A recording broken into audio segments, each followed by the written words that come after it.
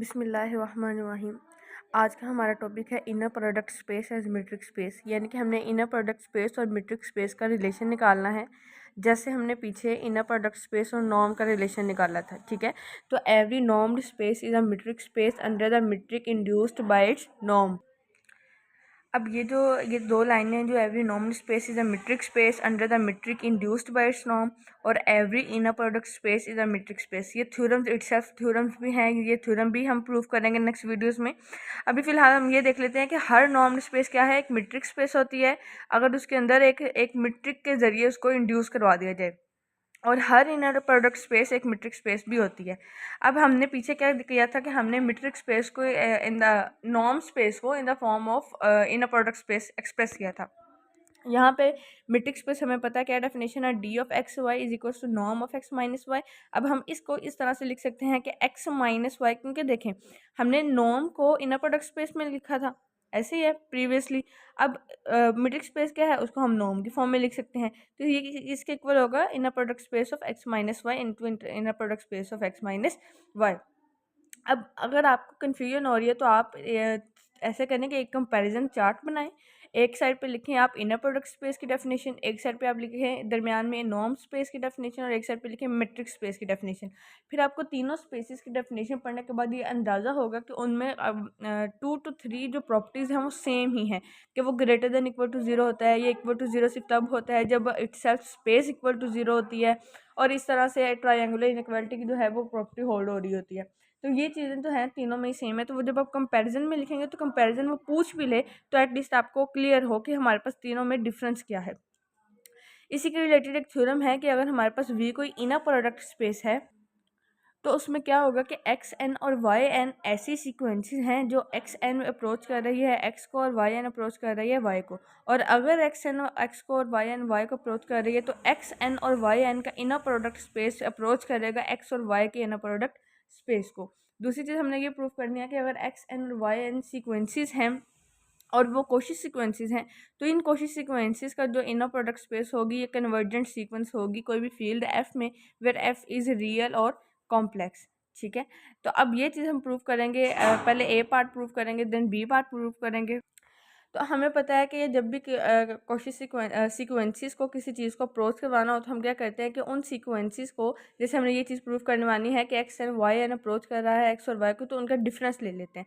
जब हम डिफरेंस लेंगे तो हम इसमें ऐड कर देंगे, प्लस भी करेंगे और माइनस भी करेंगे एक्स एन और वाई के इनर प्रोडक्ट स्पेस को। एक्स एन और वाई के इनर प्रोडक्ट स्पेस को माइनस भी कर दिया प्लस भी कर दिया। अब देखें इसका और इसको जब हम इकट्ठा करेंगे तो ये एक्स एन, तो एक्स एन फर्स्ट टर्म वैसे ही है, सेकेंड टर्म में क्या है वाई एन माइनस वाई, ये इनर प्रोडक्ट स्पेस आ जाएगा, plus x N minus X और सेकेंड टर्म है वाई, तो वो वाई एज इट इज़ ही आ जाएगी, इसका इनर प्रोडक्ट स्पेस आ जाएगा।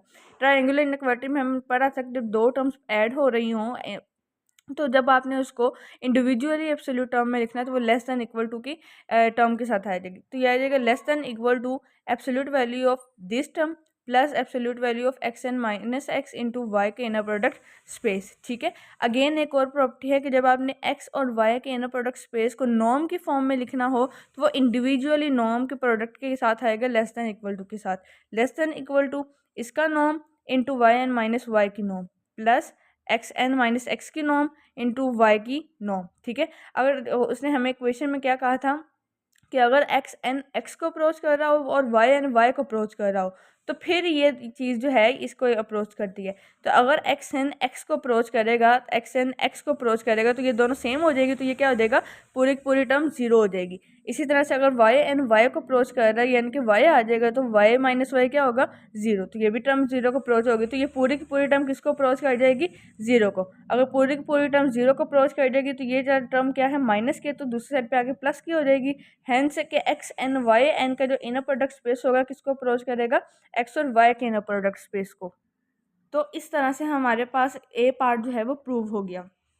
अब हम बी पार्ट कर लेते हैं। बी पार्ट में हमने क्या प्रूव करना है कि एक्स एन और वाई एन कोशी सीक्वेंसेस हैं, और अगर वो कोशी सीक्वेंसेस हैं तो कन्वर्ज भी करेंगी।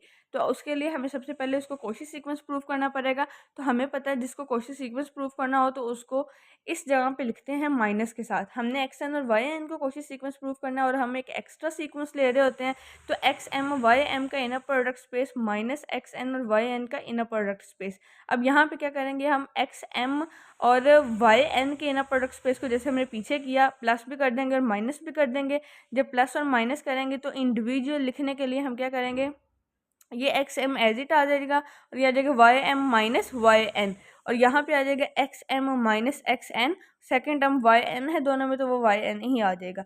दोनों को सेपरेट करने के लिए क्या करेंगे, लेस देन इक्वल टू इसकी एब्सोल्यूट वैल्यू प्लस इसकी एब्सोल्यूट वैल्यू, जो कि हम ट्रायंगुलर इनइक्वालिटी से लिखते हैं। मैंने इस तरह से लिख दिया। अगेन जो पीछे इनइक्वालिटी यूज़ हुई है वहाँ पे हमने क्या लिखा था कि जब आपने इनर प्रोडक्ट स्पेस को in the form of norm लिखना हो तो वो less than equal to individual norms के प्रोडक्ट के इक्वल आता है। तो इसकी नॉर्म एक्स एम की नॉर्म और y M minus Y n की नॉर्म, इसी तरह से x M minus x n की नॉर्म और वाई एन की नॉर्म। ठीक है, अब यहाँ पे क्या है, हमें उसने क्या कहा था कि एक्स एन अप्रोच कर रहा है एक्स को और वाई एन किसको अप्रोच कर रहा है, वाई को। सीक्वेंसेस अगेन सेम होंगी, टर्म्स यहाँ पे जीरो आएंगी। तो जैसे जैसे एम और एन कोशी सीक्वेंस में दो हम ये भी ले रहे होते हैं, कॉन्स्टेंट्स भी ले रहे होते हैं। जो अगर एम और एन इन्फिनिटी को अप्रोच कर जाएगी तो ये पूरी टर्म किसको अप्रोच करेगी, जीरो को अप्रोच करेगी। ऐसे ही है अगेन, ऐसे वाई एम और वाई एन है वो जीरो को अप्रोच करेगी। कब, जब एम और एन इन्फिनिटी को अप्रोच करेगी। हेंस की जो हमने पीछे इक्वेशन बनाई है वो इंडिविजुअली सारी किसके इक्वल होगी, जीरो को अप्रोच करेगी जब एम और एन जो है इन्फिनिटी को अप्रोच करेंगे। जब ये जीरो को अप्रोच करेगी तो ये तो डेफिनेशन किसकी है, ये तो कोशी सीक्वेंस की डेफिनेशन है। हेंस एक्स एन और वाई एन के जो इनर प्रोडक्ट स्पेस है ये है कोशी सीक्वेंस है, रियल। और उसने फील्ड बताई है, फील्ड उसने क्या कहा था कि यार वो रियल होगी या कम्प्लेक्स होगी, कम्प्लेक्स के स्पेस होगी। अब हमें ये भी चीज़ पता है, हमने एमसीक्यूज में ये क्लियर कर ली है कि रियल और कम्प्लेक्स जो होते हैं ये कंप्लीट स्पेसिस होती हैं। कंप्लीट स्पेस का क्या मतलब है, कंप्लीट स्पेस का मतलब है कि उसमें हर कोशी सीक्वेंस क्या कर रही होती है, कन्वर्ज कर रही होती है। अगर ये कोशी सीक्वेंस है और रियल और कम्प्लेक्स स्पेसिस में है तो इसका मतलब है ये कोशी सीक्वेंस भी कन्वर्ज करेगी। हेंस एक्स एन और वाई एन जो है वो एक्स और वाई को कन्वर्ज कर रही है, और ये जो सीक्वेंस बनी है एक्स एन और वाई एन की दोनों ही कोशी सीक्वेंसेस भी हैं और कन्वर्जेंट सीक्वेंस भी हैं। अब नेक्स्ट वीडियो में हम अपोलोनियस आइडेंटिटी करेंगे और इसके रिलेटेड एक और थ्योरम भी करेंगे।